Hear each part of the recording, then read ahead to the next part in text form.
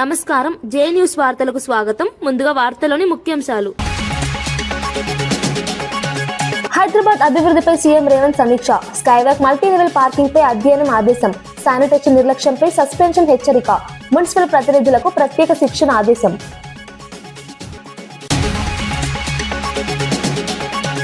Assembly విధానాలపై విద్యార్థులకు speaker వివరణ. ఓటింగ్ బడ్జెట్ ప్రక్రియపై అవగాహన కార్యక్రమం. ఒక్కరోజే 300 మంది విద్యార్థుల సభ సందర్శన. ప్రజాస్వామ్య చైతన్యం పెంపొందించడమే లక్ష్యమని స్పష్టం.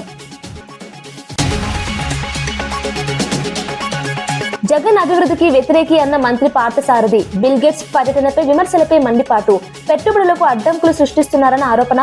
అమరావతి అభివృద్ధిపై ప్రజల్లో విశ్వాసమన్న వ్యాఖ్య.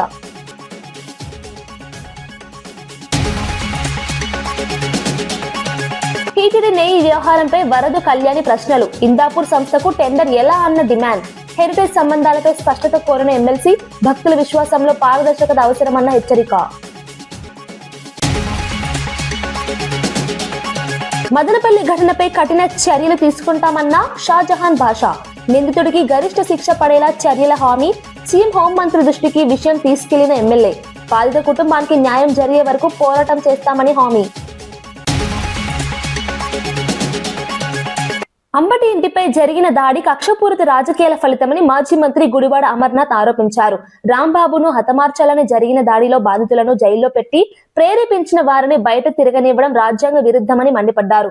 రాష్ట్రంలో రైతులు, మహిళలు తీవ్ర ఇబ్బందులు పడుతుంటే ప్రభుత్వం పబ్లిసిటీ, మార్కెటింగ్, ఈవెంట్ మేనేజ్మెంట్ కే పరిమితమైందన్నారు.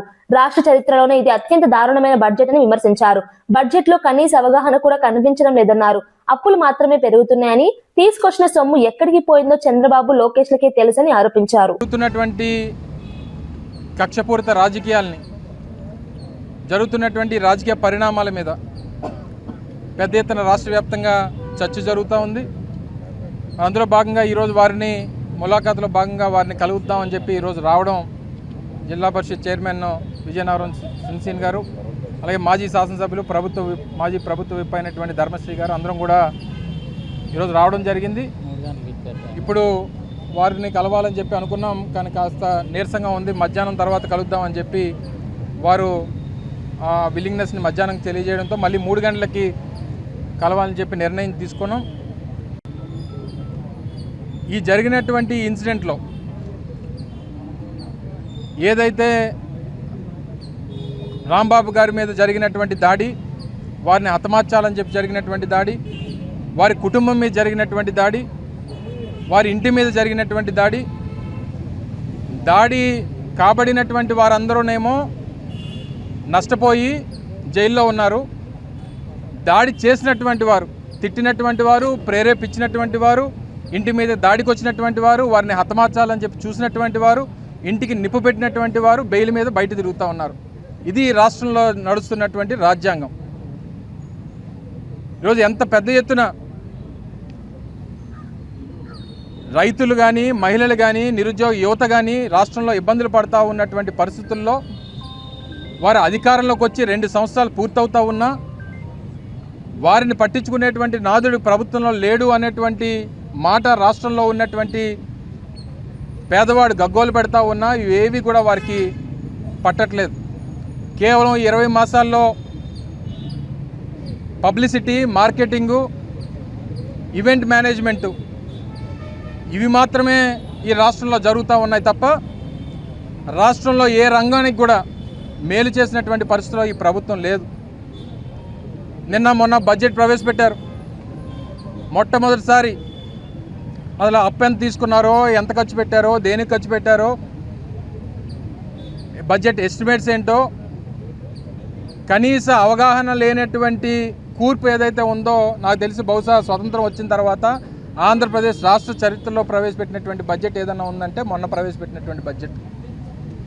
సహజంగా అప్పులు చేసినటువంటి ఏ ప్రభుత్వం అన్నా చేసినటువంటి అప్పుకి ఖర్చు ఆ రాష్ట్రంలో ఉన్నటువంటి పేదవాడి సంక్షేమం కోసం, రాష్ట్ర అభివృద్ధి కోసం, రాష్ట్రంలో అసెట్ బిల్డింగ్ కోసము సహజంగా ప్రభుత్వాలు అప్పులు చేస్తూ ఉంటాయి. కానీ గడిచినటువంటి 20 మాసాల్లో ఈ రాష్ట్ర ప్రభుత్వం చేసినటువంటి 2.5 లక్షల కోట్ల రూపాయల అప్పు మాత్రమే కనబడుతుంది తప్ప ఖర్చు కనబడట్లేదు. పోనీ చేసినటువంటి అప్పు ఏమైపోయిందని అంటే చంద్రబాబు నాయుడు గారికి ఆయన కొడుక్కి తప్ప ఎవరికి తెలియదు. ఆ రోజు మేము 3 లక్షల కోట్ల రూపాయలు అప్పు చేశామని చెప్పి ముర్రూరు మున్సిపల్ చైర్మన్ ఎన్నికల సందర్భంగా మాజీ మంత్రి ఎర్రబెల్లి దయాకర్ రావు భావోద్వేగానికి గురయ్యారు. 2 రోజులుగా కార్యకర్తలు భోజనం లేకుండా కష్టపడ్డారని చెప్పారు. ఇప్పుడు కష్టపడి పనిచేసిన వారికి ఏం సమాధానం చెప్పాలో తెలియడం లేదంటూ కంటదడి పెట్టుకున్నారు. రాజకీయాల్లో కొనసాగాలా లేదా అన్న ఆత్మ పరిశీలనలో ఉన్నానని తెలిపారు. కార్యకర్తల విశ్వాసాన్ని నిలబెట్టుకోవడం తన బాధ్యత అని పేర్కొన్నారు. జరిగిన పరిణామాలపై తీవ్ర అసంతృప్తి వ్యక్తం చేశారు. రాత్రి వాళ్ళు కష్టపడ్డారు నా కోసం. నేను ఏం చెప్పాలి, ఏంటైనా చెప్పాలి, ఎట్లా ఇంత వింతగా చేస్తా అంటే రాజకీయాలలో నేను ఉండాలా పోవాలా నాకైతే బాధ ఉంటుంది. దయచేసి ఏంది దౌర్జన్యం? పోలీసు వాళ్ళు కూడా దయచేసి ఇట్లా చేయటం కూడా మంచిది కాదు. కేసీఆర్ చూస్తే పక్క అభిమానం, దయానంద్ చూస్తే అభిమానం ప్రజలు, కానీ ఇంత అరాచకాలు చూస్తుంటే నాకైతే ఏమన్నా చెప్పండి. నా కార్యకర్తలకు ఏం జవాబు చెప్పుకోవాలి, కార్యకర్తలకు నేను ఏం జవాబు చెప్పాలి? పాపం తెగించి పనిచేసేది ఈ రోజు. జై తెలంగాణ. టీటీడీపై చంద్రబాబు తప్పుడు ప్రచారం చేశారా అని ఎమ్మెల్సీ వరదు కళ్యాణి ప్రశ్నించారు.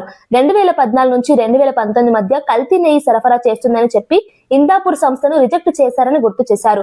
ఇప్పుడు అదే సంస్థకు కిలోకు 680కి టెండర్ ఎలా ఇచ్చారో సమాధానం చెప్పాలని డిమాండ్ చేశారు. హెరిటేజ్ సంస్థకు ఇందాపూర్ సంస్థతో ఉన్న సంబంధం ఏంటని ప్రశ్నించారు. భక్తుల విశ్వాసానికి సంబంధించిన అంశంలో పారదర్శకత అవసరమన్నారు.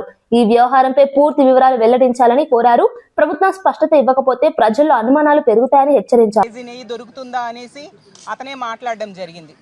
మొన్న తీసుకుంటే సుప్రీంకోర్టు వేసిన సిబిఐ దర్యాప్తు నివేదిక ఏం చెప్పింది? అందులో జంతు కొవ్వు కానీ, ఫిష్ ఆయిల్ కానీ, పంది కొవ్వు కానీ కలవలేదు అని స్పష్టంగా చెప్పడం జరిగింది. ఎందుకు చంద్రబాబు నాయుడు గారు ఆ దేవదేవుడు లడ్డు మీద ఇలాంటి ప్రచారం చేశారని అందరూ ఆశ్చర్యపోయారు. ఇప్పుడు తేలిన విషయం ఏంటంటే ఇందాపూర్ అనే కంపెనీకి 680 రూపాయలకి కేజీ చొప్పున నెయ్యి కాంట్రాక్ట్ ఇవ్వడం జరిగింది. ఇంతకీ ఇందాపూర్ ఏది అనేసరికి హెరిటేజ్ తాలూకా మ్యానుఫ్యాక్చరింగ్ కంపెనీ అది. అంటే హెరిటేజ్కి వ్యాపార అనుబంధ సంస్థ ఆ ఇందాపూర్ అనేది. అంటే వ్యాపారంగా లబ్ధి పొందడం కోసం తన సంస్థకి మేలు చేయించడం కోసం చంద్రబాబు నాయుడు గారు ఈ నాటకాలన్నీ ఆడారు అనేది ఈరోజు రాష్ట్ర ప్రజలకి స్పష్టంగా అర్థమైంది. ఈ ఇందాపూర్ అనే కంపెనీ గతంలో 2014 నుంచి 19 మధ్య చంద్రబాబు నాయుడు గారు ముఖ్యమంత్రిగా ఉండేటప్పుడు అప్పుడు కూడా నెయ్యి సప్లై చేయడం జరిగింది. కానీ కల్తీ నెయ్యి సప్లై చేస్తున్నారని అది రిజెక్ట్ కాపాడిన సంస్థ. ఆ సంస్థకే ఇప్పుడు 680 రూపాయలు కేజీ చొప్పున నెయ్యి కాంట్రాక్ట్ ఇవ్వడం జరిగింది. అంటే ఇందులో ఏమి జరిగింది లోపాయికారిగా అనేది స్పష్టంగా రాష్ట్ర ప్రజలకు అర్థమైంది. అందుకనే ఈరోజు మా వైఎస్ఆర్ కాంగ్రెస్ పార్టీ ఎమ్మెల్సీలందరూ కూడా కౌన్సిల్లో మేము వాయిదా తీర్మానం అడగడం జరిగింది. హెరిటేజ్కి ఇందాపూర్ సంస్థకి ఉన్న సంబంధం ఏంటి, వ్యాపార సంబంధం ఏంటి, దాని మీద చర్చ పెట్టండి అని ముందు నుంచి కూడా మేము ఉదయం నుంచి కూడా అడుగుతూ ఉన్నాము. ప్రభుత్వం ఎందుకు చర్చ పెట్టడానికి భయపడుతుంది అంటే వాళ్ళు వ్యాపార సచివాలయంలో పురపాలక పట్టణాభివృద్ధి శాఖలపై సీఎం రేవంత్ రెడ్డి సమీక్ష నిర్వహించారు. హైదరాబాద్ లో స్కైవాక్ బ్రిడ్జిలు, మల్టీలెవెల్ పార్కింగ్, స్మార్ట్ పోల్స్ ఏర్పాటు అంశాలపై అధ్యయనం చేయాలని అధికారులను ఆదేశించారు. శానిటేషన్ విషయంలో నిర్లక్ష్యం వహిస్తే అక్కడికక్కడే సస్పెండ్ చేస్తానని హెచ్చరించారు. అడ్వర్టైజింగ్ బోర్డుల ఆదాయంపై నిఘా ఉంచాలని సూచించారు. కొత్తగా ఎన్నికైన మున్సిపల్ ప్రతినిధులకు ప్రత్యేక శిక్షణ ఇవ్వాలని ఆదేశించారు. నగర అభివృద్ధి పనులను వేగవంతం చేసి ప్రజలకు మెరుగైన సౌకర్యాలు కల్పించాలని చెప్పారు.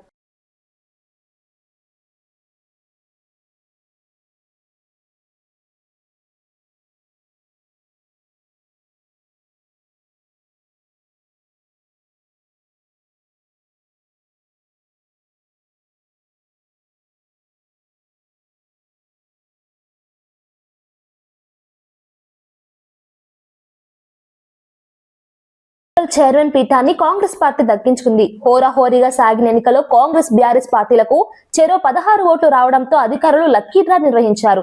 ఇందులో కాంగ్రెస్ అభ్యర్థి కడకంచి బాలమణి విజేతగా నిలిచారు. ఎంపీ చామల కిరణ్ కుమార్ రెడ్డి వ్యూహంతో ఈ ఫలితం సాధ్యమైందని కాంగ్రెస్ నేతలు పేర్కొన్నారు.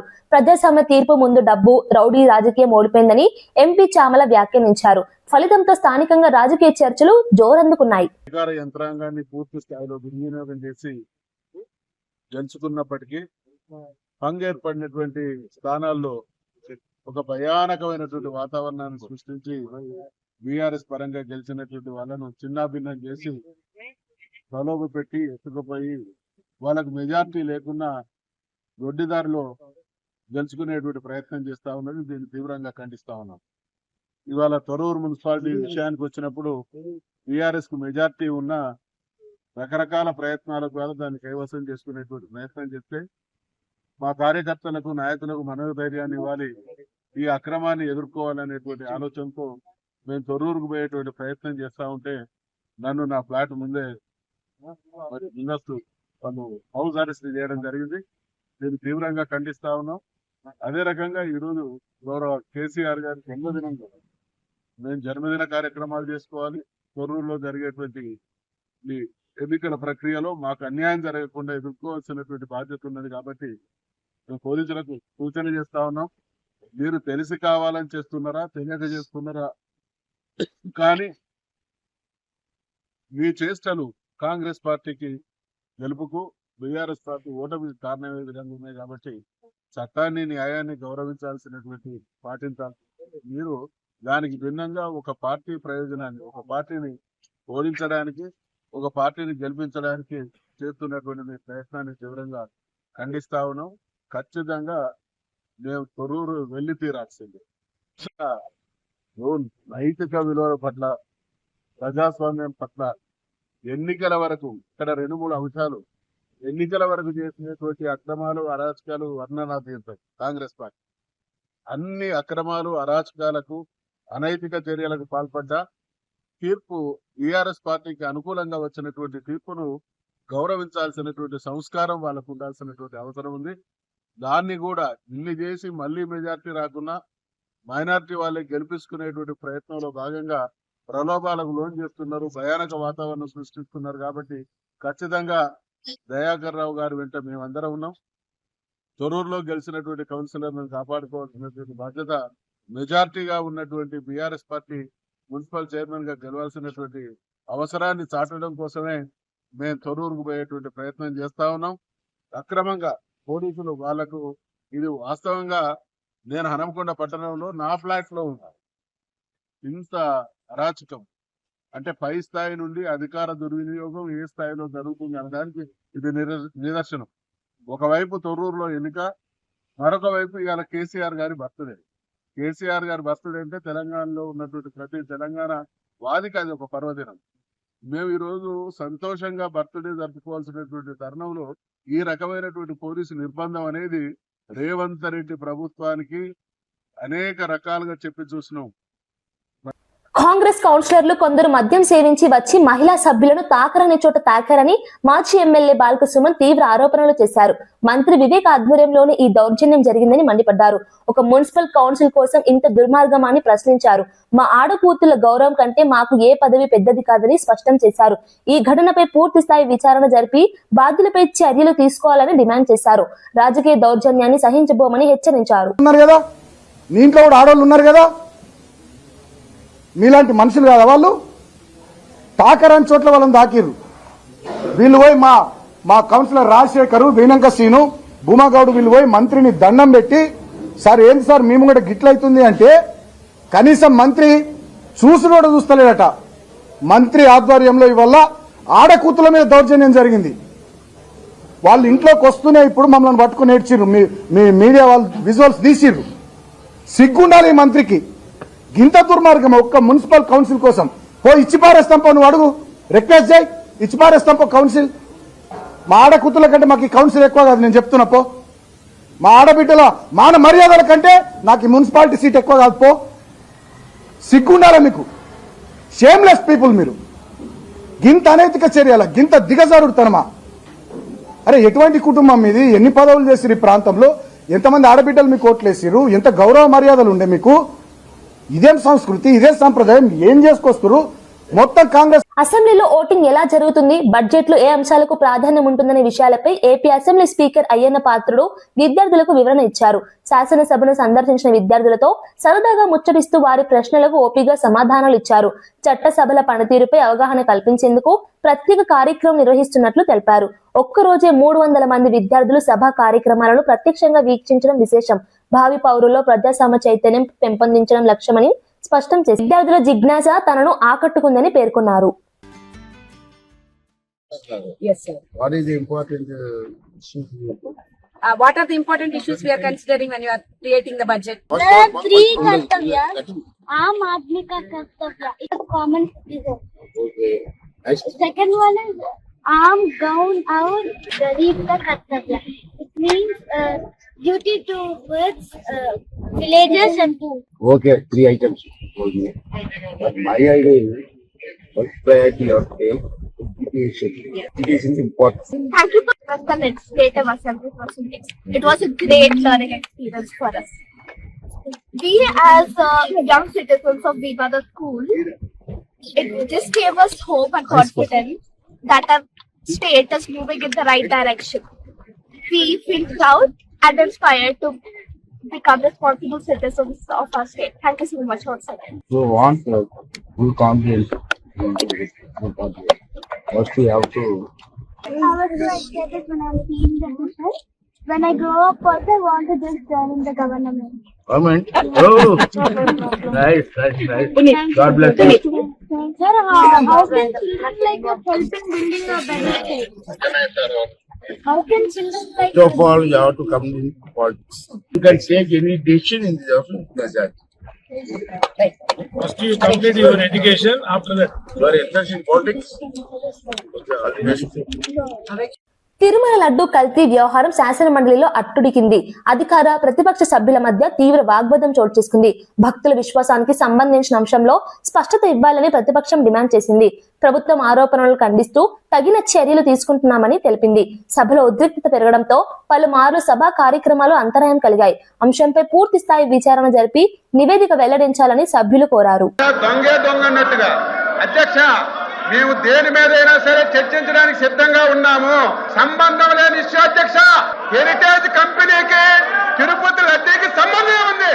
ఒక ఆధారం హెరిటేజ్ కి ఈ లడ్డూలో సంబంధం ఉందని ఒక ఆధారం చెప్పండి అధ్యక్ష. 10 రోజులైనా చర్చిద్దాం.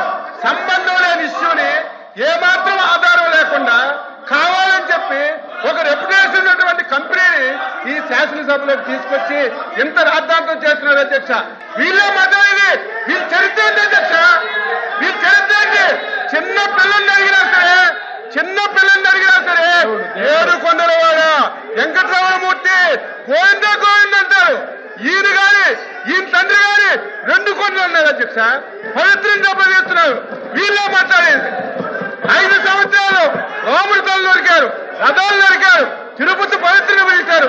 వీళ్ళు మళ్ళీ ఇక్కడికి వచ్చి మాట్లాడుతుంటే బాధ కలుగుతుంది అధ్యక్ష. మీరు కూడా ఒక ప్రతిపక్ష పార్టీ, ఒక రెప్యుటేషన్ కలిగినటువంటి సంస్థ మీద యాలిగేషన్ చేసినప్పుడు ఆధారాలుంటే రమ్మని చెప్పండి. కల్తీ లేదని వీళ్ళు మాట్లాడుతున్నారు.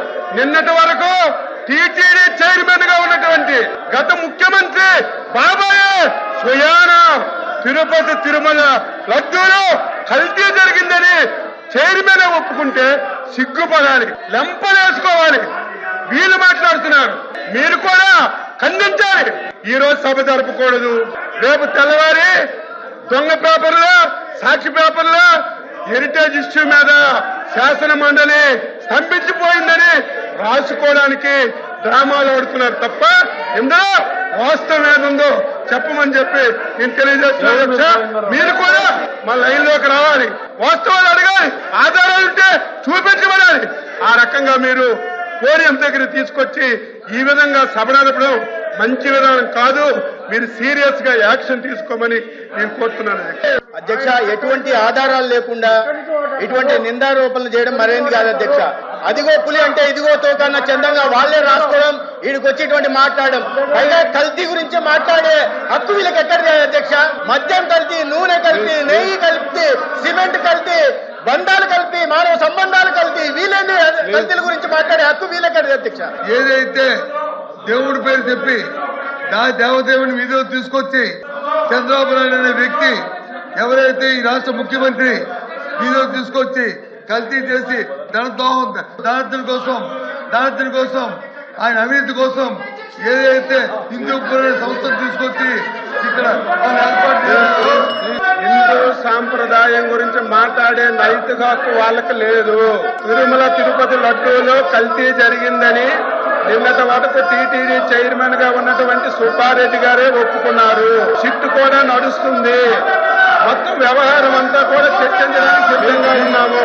కానీ ఏ మాత్రం సంబంధం లేనటువంటి హెరిటేజ్ ని మీరు ఈ లడ్డూని కనెక్షన్ చేయాలని మీరు పడుతున్నటువంటి తాపత్రం చూస్తుంటే మాకు నవ్వుతుంది అధ్యక్ష. దయచేసి పక్కదారి పట్టించాలని మొత్తం ఇందులో కూలిపోయారు. యావత్ హిందూ సమాజం దేశం చీకొడుతుంది. దీన్ని డైవర్ట్ చేయడానికి సంబంధం లేనటువంటి ఈ రోజు హెరిటేజ్ తీసుకొచ్చారు అధ్యక్ష. అసలు హెరిటేజ్ సంస్థ అనేది 1000 అమ్మే సందర్భాలు లేవు అధ్యక్ష. టీటీడీ కానీ ఇతర సంస్థలకు కానీ 1000 అమ్మే సందర్భాలు లేవు. సంబంధం లేని ఇష్యూని తీసుకొచ్చి మీరు ఈ రకంగా బ్లేమ్ చేయడం చాలా దుర్మార్గం. ఇది దుర్మార్గం. వీళ్ళు తిరుమల తిరుపతి రద్దీని కల్తీ చేశారు. ప్రతి ఒక్కరు నమ్ముతున్నారు. ప్రజలు తీకొడుతున్నారు. కొట్టే పరిస్థితి వచ్చిందని దాన్ని డైవర్ట్ చేయడానికి ఈ రోజు ఈ విషయం తేవడం చాలా బాధ అధ్యక్ష. ఇవాళ మేము చర్చలు తయారుగా ఉన్నాము. రమ్మని అధ్యక్ష ఎవరు చేస్తారు? హిందూ రోజు పెట్టి రోజులు తినడానికి 100 రూపాయలు ఇచ్చి దేవదేవుడు తినడానికి ఏదైనా మనసు వస్తుంది అధ్యక్ష. చెప్తారా? Also is examined to meet again at 10 AM on Wednesday, the 18th day of February 2026. మదనపల్లిలో చిన్నారి హర్షితపై జరిగిన ఘటనపై ఎమ్మెల్యే షాజహాన్ బాషా స్పందించారు. ఘటన తెలిసిన వెంటనే బాధిత తల్లిదండ్రులతో ఫోన్లో మాట్లాడి పరామర్శించానని తెలిపారు. అసెంబ్లీ సమావేశాల నిమిత్తం అమరావతిలో ఉన్నప్పటికీ ఈ విషయాన్ని సీఎం హోంమంత్రి దృష్టికి తీసుకెళ్లానన్నారు. నిందితుడు కులవర్ధన్ ను ఎట్టి పరిస్థితుల్లోనూ వదిలిపెట్టబోమని స్పష్టం చేశారు. ఉరిశిక్ష లేదా గరిష్ట జైలు శిక్ష పడేలా కఠిన చర్యలు తీసుకుంటామని హామీ ఇచ్చారు. బాధిత కుటుంబానికి న్యాయం జరిగే వరకు వెనుకడుగు వేయబోమన్నారు. నాకు తెలిసిన వెంటనే ముఖ్యమంత్రి గారి దృష్టికి హోంమంత్రి గారి దృష్టికి తీసుకొచ్చాం. ఎట్టి పరిస్థితుల్లో కులవర్ధన్ అనే ఏదో అరాచకుడు ఉన్నాడు, ఏది చేశాడు వాడికి వదిలేదే లేదు. ఎట్టి పరిస్థితుల్లో వాడికి ఉరిశిక్ష కానీ లేదా 14 సంవత్సరాల జీవిత ఖైదు కానీ వేపించి ఆ బిడ్డకు న్యాయం చేస్తామని చెప్పి తెలియజేస్తాం. ఈరోజు నేను అక్కడ ఉండింటే తప్పకుండా ఈరోజే వాడికి చేసే పని చేసేవాళ్ళు. తప్పకుండా తల్లిదండ్రులు మీరు ఆ కుటుంబ సభ్యులు మీరు ఎవరు కూడా ఏమాత్రం అభద్రతగా మీరు బాధపడే అవసరం లేదు. నేను మీతో ఉన్నాను. ఆ సమస్య నా సమస్యగా తీసుకొని తప్పకుండా దాని పరిష్కారం చేస్తాము. దీనికి రాజకీయానికి చోటు లేదు. రాజకీయం లేకుండా ఒక మానవతా దృక్పథంతో తప్పకుండా నేను బిడ్డ వాళ్ళ తల్లిదండ్రులకు న్యాయం చేస్తానని చెప్పి మదనపల్లిలో అదృశ్యమైన 7 ఏళ్ల బాలిక రిషిక ప్రియ హత్యకు గురైన ఘటన కలకలం రేపింది. నీరుగట్టు వారిపల్లికి చెందిన చేనేత కార్మికుడు గోపీనాథ్ కుమార్తె సోమవారం సాయంత్రం కనిపించకుండా పోయింది. సీసీ కెమెరాల ఆధారంగా ఓ వ్యక్తి బాలికను హత్య చేసి డ్రమ్ములో దాచినట్లు పోలీసులు గుర్తించారు. నిందితుడిని అదుపులోకి తీసుకుని విచారణ కొనసాగిస్తున్నారు. ఈ ఘటన రాష్ట్ర వ్యాప్తంగా ఆందోళన కలిగించింది. చిన్నారుల భద్రతపై తీవ్ర ప్రశ్నలు లేవలెత్తుతున్నాయి. బాధ్యులపై కఠిన చర్యలు తీసుకోవాలని ప్రజలు డిమాండ్ చేస్తున్నారు.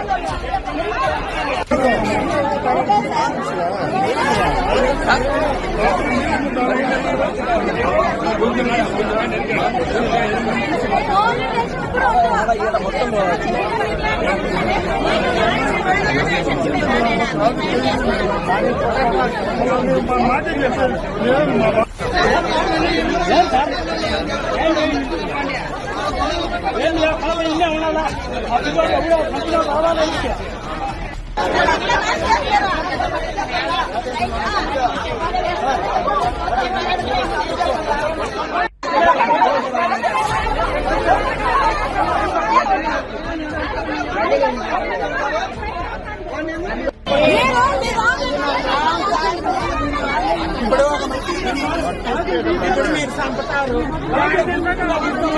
నల్లగడ్డలో చంపండి, ఇంకో నా కొడుకు చేసే విజయవాడలో యూటీఎఫ్ ఆధ్వర్యంలో భారీ నిరసన జరిగింది.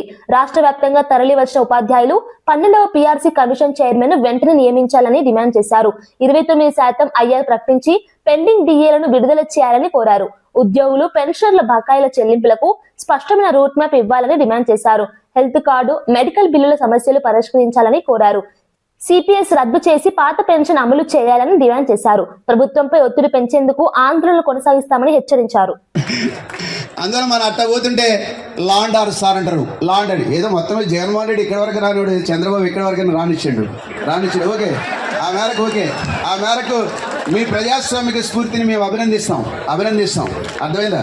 మాకేమి మీ దాకా రావాలంటే రాగలం, కానీ అంత ఏదో మేము అంత ఇదిగా ఉండాలని చెప్పి అనుకోవట్లే. అర్థమైందా? అందువల్ల వాళ్ళకి రావడం. మన దగ్గర ఏమున్నారా? అరే సతీష్, మన దగ్గర ఏమన్నారా? ఈ జెండా, ఆ జెండా కర్ర, అదేనా? ఈ జెండా, ఆ జెండా కర్ర, ఈ 1000 మంది 1,00,000 మంది ఉపాధ్యాయులు, ఇదే మన బలం. అంతే సాగర్. ఓకే, అందుకనే పొరుదప్ప వేరే మార్గమేది లేదురా, పోరాటమే నీ ఆయుధమయ్యి సాగరా. పొరుదప్ప వేరే మార్గమేది లేదురా, పోరాటమే నీ ఆయుధమయ్యి సాగరా. పొందేదేమైనా పోరాటంతోనేరా, పోయిందేమైనా మళ్ళీ తిరిగొచ్చునురా. పొందేదేమైనా పోరాటంతోనేరా, పోయిందేమైనా మళ్ళీ తిరిగొచ్చునురా. అరుకు వెలకు చేయకుండా, అనునిత్యం చదవకుండా, అలుగు లేకుండా, ఆశయాన్ని వదలకుండా, సాహసమే ఊపిరిగా సాగి పొమ్మురా, సాధించనిదే ముందని చాటి చెప్పరా. సాహసమే ఊపిరిగా సాగి పొమ్మురా, సాధించనిదే ముందని చాటి చెప్పరా. ఓచిలారి ఆంధ్రప్రదేశ్ ఐక్యోపాధ్యాయ ఫెడరేషన్. సరే, మాట్లాడితే ఇంకా చాలా విషయాలు మాట్లాడారు, చాలా మంది వక్తలు ఉన్నారు. అరే ఫైనల్ గా చెప్తున్నా, ఇక్కడ నాయకుడు మన సమస్యల గురించి ఎంతగా వివరించినా ఈ పోరాటం యొక్క సక్సెస్ వేల మంది ఉపాధ్యాయులు అలంకార థియేటర్ దగ్గరికి వచ్చి మా హామీల సంగతి ఏమని అడగడమే ఈ పోరాటం యొక్క విజయం అని చెప్పి ప్రకటిస్తూ, ఓకే కాంగ్రెస్, ఇంకా ఈ ప్రభుత్వం మన చేత పోరాలి. ఇక ఫైనల్ గా ఒక మాట చెప్తా, చెప్పిస్తా. ఓకే, ఇది చెప్పాల్సిన సందర్భం. మన వాళ్ళందరూ కూడా కొన్ని పోస్టింగ్లు పెట్టారు. పలానా అనంతపురంలో, ఇంకో చోట ఎక్కడో ఏదో జిల్లాలో మానసిక ఒత్తిడి వల్ల ఉపాధ్యాయులు చనిపోయింది, ఉపాధ్యాయులు చనిపోతున్నారు, హెడ్ మాస్టర్ మీటింగ్లో ఉపాధ్యాయులు చనిపోతున్నారని చెప్పారు. దీనికి నేను 2 మాటలు చెప్పి ముగిస్తా. ఈ రాష్ట్ర బడ్జెట్లో ఎక్కువ ఆదాయం వచ్చేటువంటి శాఖ ఏంటో తెలుసా? మందు. మద్యపాన నియంత్రణ చేస్తున్నాడు పాలకుడేమో ఆయన కంపెనీలు మధ్య అమ్ముకున్నాడు. ఓకే, అంటే ప్రజలు ఓటర్లుగానే ఉండాలి, హక్కు లగేటట్టుగా ఉండకూడదు. అందువల్ల వాళ్ళు నిరంతరం 24 hours ఆన్లైన్లో ఉండాలి. 24 hours ఆన్లైన్లో ఉండాలి. ఇప్పుడు మన పిల్లలు సాఫ్ట్వేర్ చదువుతున్నారు. వాళ్ళందరికీ ఒక పేరు ఉంది, మిలీనియం తరం అంటే ప్రవీణ్ కుమార్, ప్రవీణ్ ప్రకాష్, ఇప్పుడేమో విజయరామరాజు, వీళ్ళందరి గురించి చెప్తున్నారు. వీళ్ళు కూడా అంటున్నారు ఏమంటే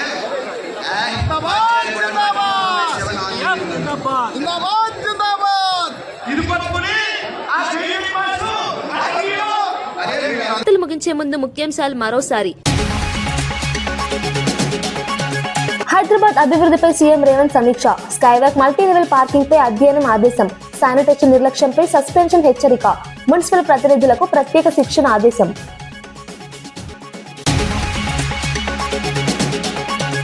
అసెంబ్లీ విధానాలపై విద్యార్థులకు స్పీకర్ వివరణ, ఓటింగ్, బడ్జెట్ ప్రక్రియపై అవగాహన కార్యక్రమం.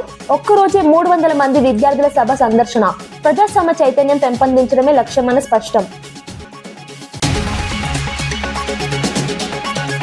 జగన్ అభివృద్ధికి వ్యతిరేకి అన్న మంత్రి పార్థసారథి. బిల్ గేట్స్ పర్యటనపై విమర్శలపై మండిపాటు.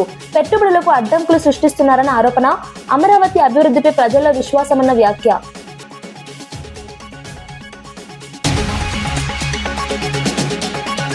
టీటీడీ నెయ్యి వ్యవహారంపై వరద కళ్యాణి ప్రశ్నలు. ఇందాపూర్ సంస్థకు టెండర్ ఎలా అన్న డిమాండ్. హెరిటేజ్ సంబంధాలపై స్పష్టత కోరిన ఎమ్మెల్సీ. భక్తుల విశ్వాసంలో పారదర్శకత అవసరమన్న హెచ్చరిక. మదనపల్లి ఘటనపై కఠిన చర్యలు తీసుకుంటామన్న షాజహాన్ భాషా. నిందితుడికి గరిష్ట శిక్ష పడేలా చర్యల హామీ. సీఎం హోంమంత్రి దృష్టికి విషయం తీసుకెళ్లిన ఎమ్మెల్యే. బాధిత కుటుంబానికి న్యాయం జరిగే వరకు పోరాటం చేస్తామని హామీ.